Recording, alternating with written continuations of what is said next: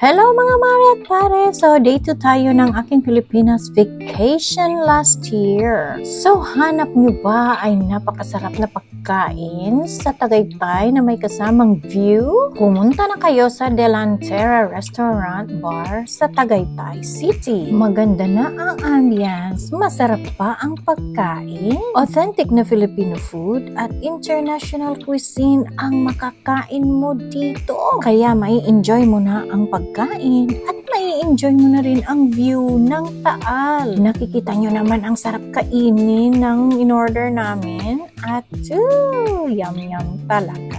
Sila po ay located sa Mahogany Avenue, kay Bagao South, Tagaytay City. Lamon ata ang ginawa namin dito, hindi kain eh. Kita nyo naman diba? At syempre, hindi makakalimutan ang bumili ng pasalubong. Dito sa Tagaytay, makakakuha kayo ng lahat ng klase ng pasalubong para sa pamilya nyo at mga kaibigan sa Cecilia's Buko Pie Tarts and Pasalubong. Located po sila sa 214 Santa Rosa, Tagaytay Road, Tagaytay City, Philippines. Legit na legit talaga na pang pasalubong. Parang gusto ko na lang kainin lahat eh. Dahil nga namimiss ko ang mga pagkain ng Pilipinas. Medyo matagal na kasi akong hindi nakauwi ng Pilipinas, diba? Meron din silang branch sa Nasugbu Highway, Tagaytay City. Kaya kung saan man kayo malapit, punta na kayo at tingnan nyo naman, happy kami namimili ng mga pampasalubong. Kasama ko nga pala dito ang aking mga kaibigan at ang aking mama. Wala ka na talagang hahanapin pa, nandito na lahat. At nahanap ko na din yung mga pagkain na gusto kong kainin. Sa totoo lang, ang dami talaga ditong klase na pwede mong makita at pwede mong bilhin. Siya nga pala. At wag kakalimutan yung buko pie nila na specialty ng Sicilia. Hindi kayo madidisappoint kasi sobrang espesyal ng pagkakagawa nila. Ibang-iba talaga ang pagkaing Pilipino. Wala kang masasabi kundi masarap. Hoy Mitch, bilhin mo na yan ha? Nakakatakam naman kasi talaga eh. Diba? Nakikita nyo naman ang dami-daming pagpipilian. Hindi ko na nga alam, nahihilo na nga ako kung ano bang kukunin ko. Si Mitch naman pabalik-balik. Pwede naman kunin na lang lahat. Ano nga ba ang pagkain ng Pilipino? Anong pagkakaiba ng pagkain natin sa pagkain ng ibang bansa? Sige nga, i-comment nyo nga sa baba. Halos lahat ng bumibisita dito sa Tagaytay ay dumadaan dito. Bakit nga ba? Siyempre, ang Cecilia Buko Pie ang bida. Ito ang pinipilahan ng lahat. Fresh na buko, creamy filling at buttery crust. Pero, itong Cecilia ay naging parte na ng kultura ng Tagaytay. Kaya pag sinabing pasalubong, madalas ito agad ang maiisip ng mga tao. At hindi lang ng mga turista, kundi kahit mga Tagaytay talagang pinupuntahan ito. Bumabalik-balik pa.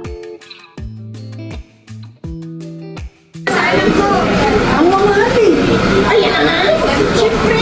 Ang mamali na! Sa palengke, mura lang! Ano ito? Ano kayo sa palengke?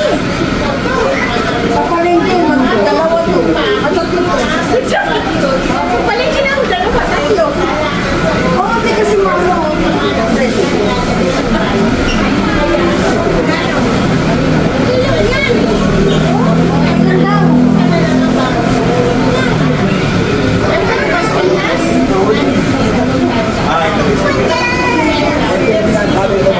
Akala ko ba ayaw niya?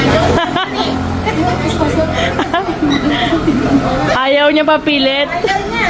Gusto niya ka na naman kami eh. Mas mura kasi. Masusto niya daw yung Silvanas. Oo nga eh. Laki na yan. Ang Akala ko magkukulang ng pera ko. So, ayan mga ka-travel, that was Cecilia's Pasalubong Center, home of the legendary Buko Pie and so much more. If you're visiting Tagaytay, make sure you stop by, bring home something for the family, for friends, or even just for yourself. Kasi naman, for me, hindi lang yung pagkain mismo, it's the whole experience, yung excitement ng pagpila, yung aroma ng bagong lutong pie, yung saya ng pag-share sa pamilya, and that's the magic of Cecilia's. Ito na, nakikita nyo, ang dami kong pinamili at nag-enjoy talaga kami ng friends and aking mama sa pamimili. And the most important part, ang mama ko ay habol niya ang unlimited na coffee. O sige, baka mamaya magpalpitate ka dyan, ha? Ito po ang another reason why people love Cecilia's, the only coffee. Imagine this, malamig na simoy ng hangin sa Tagaytay, tapos may unlimited hot coffee ka habang hinihintay yung fresh to bake buko pie mo. Ang sarap, diba? Kaping barako po ang ginagamit nila sa kape na to. So, ayan na mga manoy at saka mga manay. Punta na tayo sa susunod na adventure sa Pilipinas Vacation ni Manay Jen. Love you all!